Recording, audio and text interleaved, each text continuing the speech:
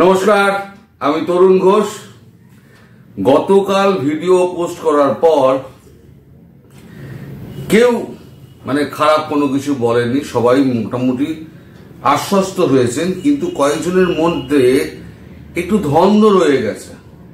দ্বন্দ্বটা সেটা হচ্ছে মোদিজি যদি এই ধরনের কাজ করেন তাহলে বাকি ইউরোপিয়ান ইউনিয়ন এবং অন্যান্য দেশগুলো যেগুলো রয়েছে তারা কি এটা মেনে নেবে?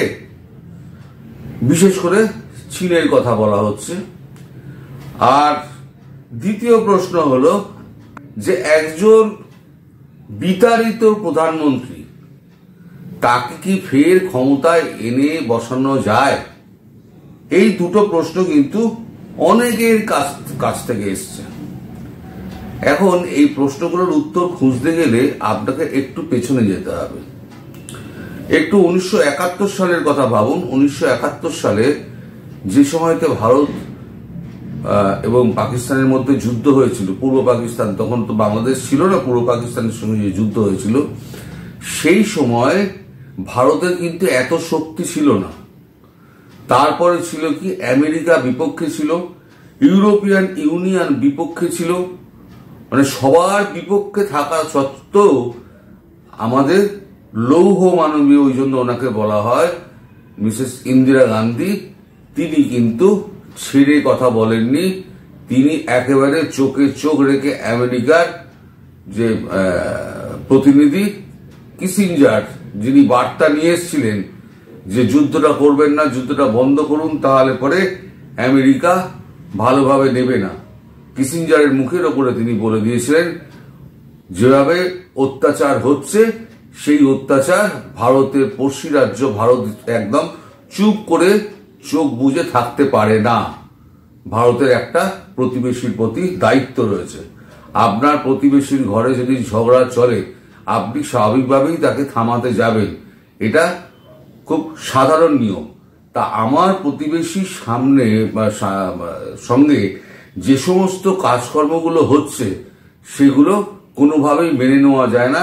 এবার বিশ্ব কি ভাবলো না ভাবলো সেটা তাদের ব্যাপার, তা নিয়ে আমি চিন্তিত নই। এটা কিন্তু ইন্দিরা গান্ধী পরিষ্কার কিসিঞ্জারকে বলে দিয়েছিলেন। কিসিঞ্জার তো আবার ফিরে গেছিলেন, ফিরে গিয়ে তারপরে তো সপ্তম নৌবহর পাঠালেন, তারপরে তো রাশিয়া এসে দাঁড়ালো। সেই গল্প তো পুরনো হয়ে গেছে, আপনারা সবাই জানেন। এখন পরিস্থিতি অন্য। সেই সময় ভারতের যে অবস্থা ছিল, ভারতকে সারা পৃথিবী দেখত একটা গরিব দেশ, সেখানে অর্ধেক মানুষ খেতে পায় না, আধা ল্যাংটা হয়ে ঘুরে বেড়ায়, সেখানে কাজকর্ম নেই, শুধু কৃষির ওপর ভিত্তি করে রয়েছে। সেই ভারতকে কেউই পাত্তা দিত না। কিন্তু 1971 সালে যখন ভারত একেবারে যাকে বলে হিন্দিতে ধুল চাটিয়ে দেওয়া, পাকিস্তানকে একেবারে 13 দিনের মধ্যে একেবারে ধুলো চাটিয়ে দিয়ে 93,000 সৈন্যকে, মাত্র এক ব্রিগেড সৈন্য ছিল, জানতো না পাকিস্তান এটা। তো যাই হোক, তখন থেকে ভারতবর্ষের সম্পর্কে পৃথিবীর ধারণা কিন্তু পাল্টে যায়। যে ভারতবর্ষ আমরা পৃথিবীর কাগজে চোখ দিয়ে দেখছিলাম, তখন তো এসব ডেট ছিল না এত।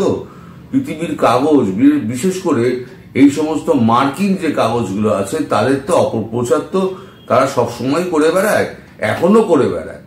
ওয়াশিংটন পোস্ট এখনো ভুলভাল খবর ছাপে, এখনো বিবিসি ভুলভাল খবর ছাপে, CNN এখনো ভুলভাল খবর দেয়। তো যাই হোক, এখন কিন্তু সেই ভারত নেই। এখন ভারত হচ্ছে একটা শক্তিশালী রাষ্ট্র, যেটা উদীয়মান একটা মহাশক্তি হিসেবে দেখা দিচ্ছে চারদিকে। এখন সেই ভারতবর্ষ আর এই ভারতবর্ষের মধ্যে কিন্তু অনেক তফাৎ আছে। দ্বিতীয় কথা, কিসিঞ্জার এসেছিলেন কি করে? কিসিঞ্জার এসেছিলেন একটা বার্তা নিয়ে যে যুদ্ধ করবেন না, তাহলে আমেরিকা খেপে যাবে। এবারে জ্যাক সুলিভান এসছেন, তিনি একটা বার্তা নিয়ে যে আপনারা যদি কোনো অ্যাকশন নেন তাহলে পরে আমেরিকা কোন রকম এর মধ্যে নাক গলাবে না এবং আগামী যে বছরগুলোতে যাতে বাংলাদেশের দিকে তারা চোখ না দেয়, সেই গ্যারান্টিও কিন্তু ভারত নিয়ে রেখে দিয়েছে। এখন প্রশ্ন হলো যে ইউরোপিয়ান ইউনিয়ন, ট্রাম্প এবং মোদির সঙ্গে যে সম্পর্ক, সেটা তো আপনারা সকলেই জানেন কিরকম সম্পর্ক ট্রাম্প এবং মোদির সঙ্গে রয়েছে। আপনারা এই ছবিটা দেখুন, বিভিন্ন 3টে ছবি আছে।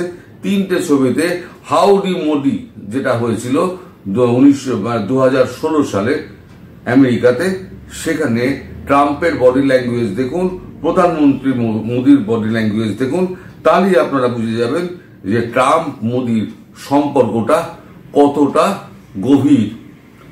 দ্বিতীয় হচ্ছে ইউরোপিয়ান ইউনিয়ন।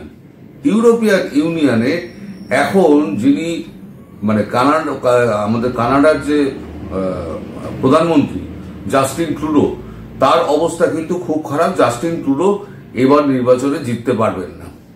আর রইল ম্যাক্রন, ফ্রান্সের প্রধানমন্ত্রী ম্যাক্রনের সঙ্গে ভারতের সম্পর্ক অত্যন্ত ভালো। ম্যাক্রন অত্যন্ত উদার প্রকৃতির মানুষ এবং ভারতবর্ষের প্রধানমন্ত্রী মোদীকে তিনি নিজের বন্ধু বলে আখ্যা দেন। এবং অস্ট্রেলিয়ার যে প্রধানমন্ত্রী, তিনিও কিন্তু ভারতের প্রধানমন্ত্রীকে দ্য বস হিসেবে উল্লেখ করেছেন। তো যাই হোক, এই যে সম্পর্কগুলো কিন্তু মোদীজি কিন্তু বাঁচিয়ে রেখে দিয়েছেন। মোদীজি সম্পর্কগুলোর ফল এখন তোলার চেষ্টা করছেন। যেমন ধরুন, এখন ইউরোপিয়ান ইউনিয়নের সব থেকে বেশি যার ক্ষমতা, তিনি হচ্ছেন জর্জিয়া মেলোনি। জর্জিয়া মেলোনি হচ্ছেন আমাদের ইতালির যিনি প্রধানমন্ত্রী, তিনি হচ্ছেন সব থেকে ক্ষমতাশালী ইউরোপিয়ান ইউনিয়নে। সেই জর্জিয়া মেলোনি গতকালকে ফ্লোরিডায় ট্রাম্পের সঙ্গে কিন্তু বাসভবনে গিয়ে ট্রাম্পের সঙ্গে দেখা করে এসছেন। এবং ট্রাম্পের সঙ্গে ইউরোপিয়ান ইউনিয়নের সম্পর্ক যাতে ভালো থাকে ভবিষ্যতে, এবং আগামী 4 বছর ইউরোপিয়ান ইউনিয়নের সঙ্গে যাতে ট্রাম্পের সম্পর্ক আরো গভীর হয় এবং ভালোভাবে কাজ করতে পারেন, সেই জন্য কিন্তু মেলোনি ট্রাম্পের বাসভবনে গিয়ে এই ছবিগুলো রয়টার্স প্রকাশ করেছে। এই ছবিগুলো দেখুন আর তাদের বডি ল্যাঙ্গুয়েজ দেখুন যে তারা কতটা বন্ধুত্বপূর্ণ সম্পর্কের মধ্যে রয়েছে। এবার ফিরে আসুন মোদিজির সঙ্গে মেলোনির সম্পর্ক। দুটো ছবি কিন্তু নেটে খুব ভাইরাল হয়ে গেছিল। এই দুটো ছবি আমি পরপর দিচ্ছি, এই দুখানা ছবি আপনারা দেখুন। এই দুটো ছবি দেখলেই বুঝতে পারবেন যে মেলোনির সঙ্গে, জর্জিয়া মেলোনির সঙ্গে মোদিজির কতটা ভালো সম্পর্ক, একটা বন্ধুত্বপূর্ণ সৌহার্দ্যপূর্ণ সম্পর্ক। এখন মোদিজিকে না জিজ্ঞাসা করে এখন কিন্তু মেলোনি কোনো বড় ডিসিশন নেন না, এটা কিন্তু আমরা জানতে পেরেছি। কারণ 7 দিন অন্তর মেলোনি কিন্তু একবার মোদিজিকে ফোন করেন, কারণ হোক অকারণ হোক তিনি একবার করে ফোন করেন। ফলে মেলোনি তার সঙ্গে নিশ্চয়ই আমাদের নরেন্দ্র মোদীর কথাবার্তা হয়েছে। নরেন্দ্র মোদী নিশ্চয়ই তার ভবিষ্যৎ প্ল্যান সম্পর্কে মেলোনির সঙ্গেও আলোচনা করেছেন, ট্রাম্পের সঙ্গে তো আলোচনা করেছেনই এবং ম্যাক্রোর সঙ্গেও আলোচনা করেছেন। সবার সঙ্গে আলোচনা করে সবার মতামত নিয়েই কিন্তু মোদী যেটা করবেন সেটা কিন্তু সামনের দিনে দেখা যাবে যে তিনি কি করতে চাইছেন। অর্থাৎ জ্যাক সুলিভানের ইন্ডিয়া ভিজিটের পর ভারত কি করবে, ভারতের উপরে সম্পূর্ণ নির্ভর করছে যে শেখ হাসিনা কবে দেশে ফিরে তার গদিতে বসবেন। আর আমাদের এই ডক্টর ইউনূস, তিনি তো এখন তো মানে ভয়ে এখন কাঁপছেন। তিনি এখন বলছেন যে সেনাবাহিনী সর্বদা প্রস্তুত থাকুন, সেনাবাহিনীকে সদা প্রস্তুত থাকার নির্দেশ প্রধান উপদেষ্টার।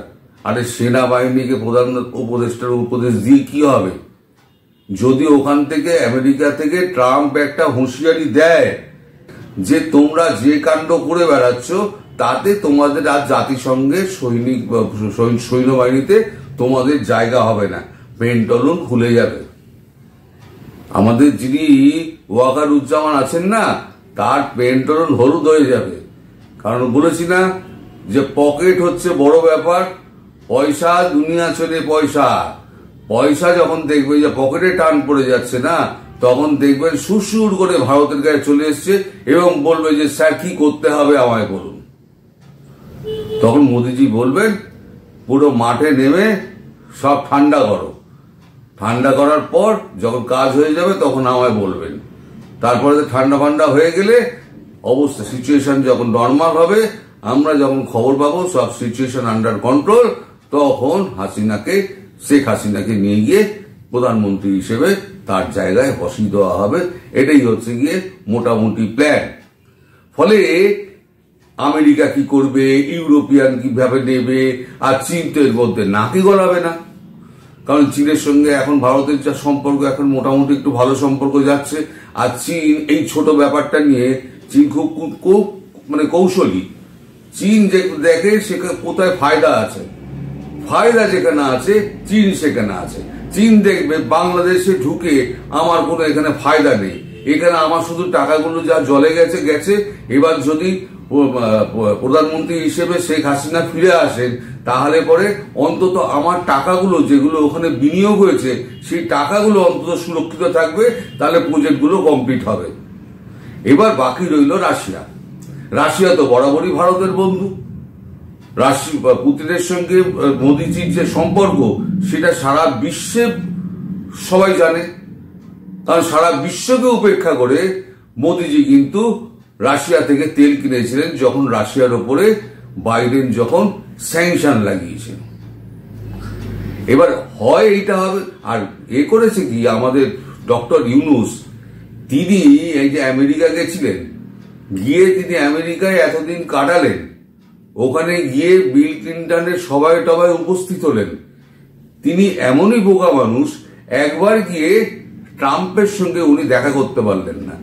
যদি ট্রাম্পের সঙ্গে দেখা করে যদি উনি দাঁড়াতেন সামনে, তাহলে ট্রাম্প হয়তো এতটা ক্ষেপে থাকতো না, মানে থাকতেন না এতটা। মানে ট্রাম্পের ওটাও কিন্তু একটা রাগ। এখানে এসে বিল ক্লিন্টন ফাউন্ডেশনে উনি এখানে এসে বক্তৃতা ঝেড়ে গেলেন, কিন্তু আমি একজন জয়ী, একজন প্রেসিডেন্ট, মার্কিন প্রেসিডেন্ট, বিশ্বে যাকে সব থেকে শক্তিশালী ব্যক্তি বলা হয়, আমার সঙ্গে একবার দেখাও করলো না। এইটা কিন্তু ট্রাম্পের মাথায় কিন্তু ঘুরছে। এক হচ্ছে ওই 500 মিলিয়ন, দুই হচ্ছে উনি গিয়েছিলেন, গিয়ে হিলারি ক্লিন্টন, বিল ক্লিন্টনের সবাই উপস্থিত হলেন, উনি এতদিন থাকলেন, একবার ট্রাম্পের ঘরে গিয়ে কিন্তু উঁকি মারলেন না। বাকি সব বিশ্বের নেতারা যারা আছে, সবাই ছোট বড় সবাই গিয়ে কিন্তু ট্রাম্প জেতার পর হয় শুভেচ্ছা বার্তা পাঠিয়েছেন, শুভেচ্ছা বার্তা পাঠানোর পরে যাদের সঙ্গে সম্পর্ক খারাপ তারা গিয়ে কিন্তু ব্যক্তিগতভাবে ট্রাম্পের সঙ্গে দেখা করে এসছেন। যেমন জর্জিয়া মেলোনি পুরো ইউরোপিয়ান ইউনিয়নের হয়ে, ইউরোপিয়ান ইউনিয়নের অনেক দেশের উপরে কিন্তু ট্রাম্প ক্ষেপে আছেন। যদি কোনো উল্টোপাল্টা কোনো মানে একটা ডিসিশন নেন, তার আগেই মানে জর্জিয়া মেলোনি গিয়ে ব্যাপারটাকে কিন্তু একটা স্থিতিশীল জায়গায় আনার জন্য, একটা সম্পর্ক ভালো স্থাপন করার জন্য তিনি নিজে গিয়ে তার বাসভবনে ফ্লোরিডায় গিয়ে গতকালকে দেখা করে ব্যাপারটাকে সেরে এসছেন। ডক্টর ইউনুস যদি এই কাণ্ডটি অন্তত করতেন, তাহলে কিন্তু ডক্টর ইউনুসের কিন্তু মুখটা বাঁচত, হয়তো এতটা চাপ আসতো না। এখন ট্রাম্প এসেই কিন্তু খড়গহস্ত হয়ে যাবেন। ম্যাপ ফেলে দিলে কিন্তু বাংলাদেশকে খুঁজে পাবেন না ট্রাম্প। কিন্তু ওই মাথার মধ্যে ঘুরে বেড়াচ্ছে দুটো, একটা হচ্ছে 500 মিলিয়ন আর একটা হচ্ছে আমেরিকায় এলেন প্রেসিডেন্ট, আমার সঙ্গে উনি দেখা করলেন না, তার মানে আমাকে উনি পাত্তাই দেন না। এটা মাথায় ঢোকানোর জন্য কিন্তু পৃথিবীতে অনেক লোক বসে আছে যারা ট্রাম্পের মাথায় এগুলো ঢুকিয়ে দেয়। আর ট্রাম্প হচ্ছেন এমন একটা মানুষ, পরবর্তী সময় কি করবেন 1 ঘন্টা আগে উনি জানেন না। এই হচ্ছে এখন বর্তমান অবস্থা। ফলে বিশ্ব রাজনীতি পুরোটাই এখন নির্ভর করছে ট্রাম্পের ওপরে, এবং বাংলাদেশের রাজনীতি নির্ভর করছে মোদিজির ওপরে। আর যেহেতু মোদিজির সঙ্গে ট্রাম্পের এবং ইউরোপিয়ান ইউনিয়নের সম্পর্ক অত্যন্ত ভালো, ইউরোপিয়ান ইউনিয়নের বাইরেও যে সমস্ত দেশগুলো রয়েছে তাদের সঙ্গেও সম্পর্ক ভালো, ফলে আমার মনে হয় না কোন রকম অসুবিধে মানে হতে পারে। যাদের যাদের এই নিয়ে একটা সংশয় ছিল, মানে মনে অনেক প্রশ্ন ছিল, সেই প্রশ্নগুলোর উত্তর দেওয়ার চেষ্টা আমি করলাম। সবাই কেমন, মানে আপনারা বুঝতে পেরেছেন কিনা আমায় কমেন্টে জানাবেন। আমি প্রত্যেকটা কমেন্ট কিন্তু পড়ি। আপনারা সবাই সুস্থ থাকবেন, ভালো থাকবেন এবং সাবধানে থাকবেন। নমস্কার।